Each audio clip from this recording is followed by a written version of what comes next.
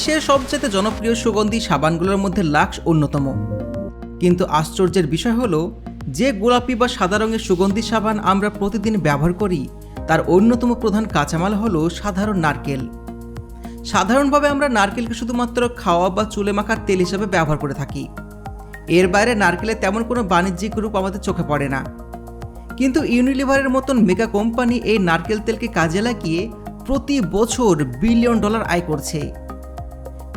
বিশ্বের বিভিন্ন দেশে এদের এমন সমস্ত ফ্যাক্টরি রয়েছে যেখানে প্রতিদিন ট্যাঙ্কের পর ট্যাঙ্ক নারকেল তেল ঢোকে, আর সেখান থেকে বের হয় এমন সমস্ত সুগন্ধি সাবান যেগুলো থেকে কেউ কল্পনা করতে পারবে না যে এগুলোর মূল উপাদান ছিল সাধারণ নারকেল। এই বিশাল প্রক্রিয়া শুরু হয় বিশাল নারকেল বাগান থেকে। নারকেল গাছে একবার ফল ধরলে তা থেকে তেল বের করার জন্য একদম সঠিক সময় অপেক্ষা করতে হয়। আগে গাছ থেকে নারকেল পাড়ার পর স্থানীয় ঘানিতে ভাঙানো হতো, কিন্তু আধুনিক ফ্যাক্টরিতে এই চিত্রটা একেবারে আলাদা। নারকেল পাড়ার পর কৃষকরা বড় বড় খোলস ছাড়িয়ে শুকিয়ে কোপরা বা শুটকি নারকেল আলাদা করে রাখে। অনেক জায়গায় এখন তেল মিলের সাথে সাবান ফ্যাক্টরি সরাসরি চুক্তি থাকে। স্থানীয় এজেন্ট বা কোম্পানির লোকজন এই কোপরাগুলো কৃষকদের কাছ থেকে কিনে তেল বের করেন। এরপর একসাথে অনেকগুলো তেলের ট্যাঙ্কারে ভর্তি করে সেগুলো ফ্যাক্টরিতে পাঠানো হয়। ফ্যাক্টরিতে একটার পর একটা ট্যাঙ্কারে নারকেল তেল ভালো করে শোধন করা হয়। তেলের গায়ে লেগে থাকা ময়লা, ধুলো এবং অবাঞ্ছিত রাসায়নিক পুরোপুরি দূর করা হয়। শোধন শেষ হলে পাইপলাইনের ওপর দিয়ে তেলগুলো ধীরে ধীরে সামনে এগোতে থাকে। এরপর শুরু হয় বাছাইয়ের কাজ। সমস্ত তেল কিন্তু একই রকম হয় না। কিছু তেল একদম স্বচ্ছ, গন্ধহীন আর নিখুঁত, এগুলোকে বলা হয় এ গ্রেড তেল। আবার কিছু তেল একটু কালচে বা পুরাতন, এগুলো বি গ্রেড। ফ্যাক্টরির কসমেটিক আর আধুনিক সেন্সর মেশিন একসাথে কাজ করে তেলগুলো আলাদা ট্যাঙ্কারে ভাগ করে দেয়। তখন বাইরে থেকে দেখলে বোঝার উপায় নেই যে এই সাধারণ তেলগুলো আসলে কতটা সুগন্ধি সাবানে পরিণত হতে যাচ্ছে। এই পর্যায়ে তেলগুলো দুই দিক দিয়ে যায়। ফ্যাক্টরির এক পাশে নারকেল তেলের সাথে নির্দিষ্ট পরিমাণে পাম অয়েল মেশানো হয়। এই কাজ সাধারণত ভারী মিক্সিং মেশিন দিয়ে করা হয়, কারণ প্রতিদিন হাজার হাজার লিটার তেল প্রসেস করা হয়।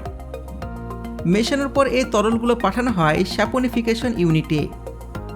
এই ইউনিটে শুরু হয় আসল পরিবর্তন। বড় বড় রিঅ্যাক্টর মেশিনে তেলে মিশ্রণ ঢোকানো হয় এবং সাথে নির্দিষ্ট পরিমাণে কস্টিক সোডা ও জল মেশানো হয়। মেশিনে ঘুরতে ঘুরতে তেল এবং ক্ষার ভেঙে একসময় ঘন সাবানে পেস্টে পরিণত হয়।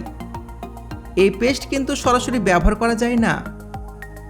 প্রথমে এটাকে কিছুটা পরিশোধন করা হয় এবং ভ্যাকুয়ামের সাহায্যে অতিরিক্ত জল বের করা হয়, যাতে করে পেস্ট আরও ঘন হয়, কারণ এই পেস্ট দিয়ে তৈরি করা হবে বিশেষ সাবান দানা। এরপর এই সমস্ত ঘন সাবান পেস্ট ঢুকে যায় স্প্রে ড্রায়ার ইউনিটে।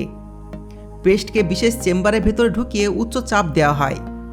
এই চাপের কারণে পেস্ট শুকিয়ে ছোট ছোট দানায় পরিণত হয়। এইভাবে তৈরি হয় সাবান পেস্টে নুডলস। এগুলো তখন জমাট বাঁধা অবস্থায় থাকে, খুব নরমও থাকে না, আবার পুরোপুরি শক্ত হয় না। তারপরের ধাপে এগুলো পাঠানো হয় সিরেজ সাইলোতে। এখানে নির্দিষ্ট তাপমাত্রায় ধীরে ধীরে নুডলসগুলো সংরক্ষণ করা হয়। এই সাবান নুডলস মূলত কাঁচামাল বা সোপ বেস হিসাবে ব্যবহৃত হয়। অনেক দেশে এই নুডলস আবার জলে বা কেমিক্যালে ভিজিয়ে নতুন করে লিকুইড সোপ বানানো হয়। তখন আর কাঁচা তেলে দরকার হয় না। এই নুডলস দিয়ে বিভিন্ন কসমেটিক সোপ বানানো হয়। আবার কিছু দেশে লন্ড্রি শিল্পে ব্যবহার করা হয়। ফ্যাক্টরির অন্যদিকে বাছাই করা সাবান নুডলস নির্দিষ্ট ওজনে মিক্সিং মেশিনে ঢালা হয়। বড় মেশিন দিয়ে নুডলসগুলোকে একদম মাপে মাপে ব্লেন্ড করে নেওয়া হয়। কিন্তু এখানে কাজ শেষ হয় না। সাবানের দানা স্বাভাবিকভাবে একটু রুক্ষ হয়, তাই অনেক ফ্যাক্টরিতে এই মিশ্রণের ওপর বিশ্বমানের ফ্রেশ পারফিউম, গোলাপের নির্যাস আর ময়েশ্চারাইজার দেওয়া হয়। এতে সাবানের ভেতরে অণুগুলো সুগন্ধিযুক্ত হয়ে যায়, ফাইবার নরম হয়, আর পরের ধাপের কাজ আরও অনেক সহজ হয়ে যায়। নরম করা সাবানের মিশ্রণগুলো এরপর প্লডার বা এক্সট্রুডার মেশিনে পাঠানো হয়। মেশিনের ভেতর দিয়ে যাওয়ার সময় এটি একটা লম্বা দণ্ডের মতন বেরিয়ে আসে এবং ছোট ছোট টুকরোয় কাটা হয়। এখানে আগে থেকে স্টিলের ছাঁচ বা ডাইস বসানো থাকে, যেগুলোর আকার ডিম্বাকার বা লাক্স সাবানে পরিচিত শেপের মতন। একটি ছাঁচের ভিতর নির্দিষ্ট পরিমাণে সাবানের টুকরো রাখা হয়, তারপর ওপর থেকে আরেকটা ছাঁচ নামানো হয়।